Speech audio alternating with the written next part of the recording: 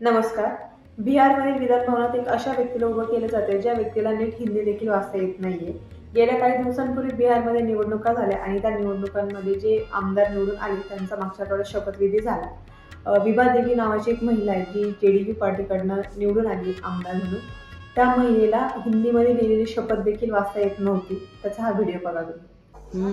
मैं विभा देवी, मैं विधानसभा के सदस्य निर्वाचित हुई हूँ।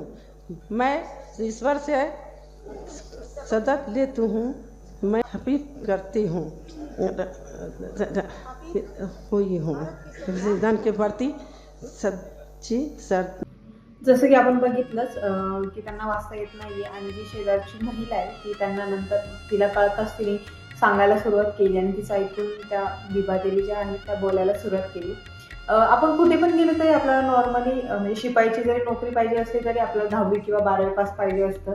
आणि जर तुम्ही एक आमदार बनताय, की आमदार हे पद खूप मोठं आहे आणि आमदार बनताय आणि तुम्ही स्वतःला तुम्हाला जर वाचता येत नाहीये, तर कसं शक्य आहे? कारण की हे मोठे मोठे निर्णय घेणारे आणि देश जे चालवण्याचं काम आहे ते हेच लोक करणारे आणि हेच लोक जर अनएज्युकेटेड आहे, अशिक्षित आहे, तर हे दुसऱ्याला काय शिक्षणाचं महत्त्व पडून देणार आहे किंवा यांना स्वतःला काय शिक्षणाचं महत्त्व माहिती.